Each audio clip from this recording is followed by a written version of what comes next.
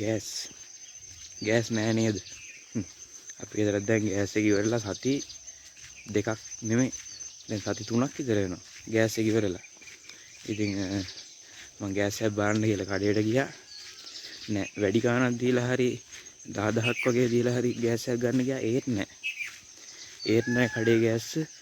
මේ ඒ වගේ 3-4 දිනක් ඇවිල්ලා හිටියා වැඩි ගණන් දීලා ගෑස් ගන්න. ගෑස් නෑ. අද වෙනකන් ගෑස් නෑ. මේ මොකක් වෙන්න යනවද දන්නේ නැහැ ඉතින්.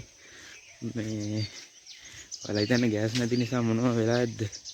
මම ඊයේ නිවුස් එකකට දැක්කා ඉන්දියාවේ ගෑස් නැතුව මේ ඔය තියෙන්නේ මේ ආදාහනාගාර.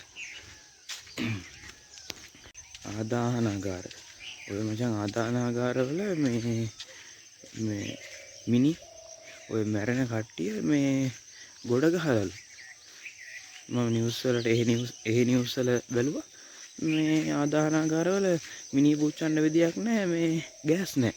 ඉන්දියාවේ ගෑස් නැහැ. ඉන්දියාවට ගෑස් නැහැ කියන ලංකාවට අහන්න දෙයක් නැහැ. ඉතින් ලංකාවේ කොහොමත් නැහැ ගෑස්. මේ ඉතින් බලන්න එහෙම සීන් එකකුත් ඉතින් වෙලා තියෙනවා. මේ යුද්ධ කියලා තමයි කියන්නේ. දැන් මේ අරයා ඉඳගෙන එහෙ උඩ පුටුවේ ඉඳගෙන මේ මිල වැඩි කරා කියන්නේ මෙහෙ නෑ ගෑස් නෑ. මිනිසුන්ට මේ ඇත්තට මේ දර තියෙන එක ලොකු දෙයක්. නැත්තම් ඉතින් මල කෙලියක් වෙන්නේ.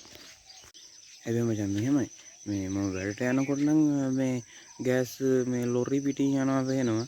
හැබැයි ගෑස් නෑ. මොකද හේතුව කියලා නම් දන්නේ නැහැ ඉතින්. යෝ.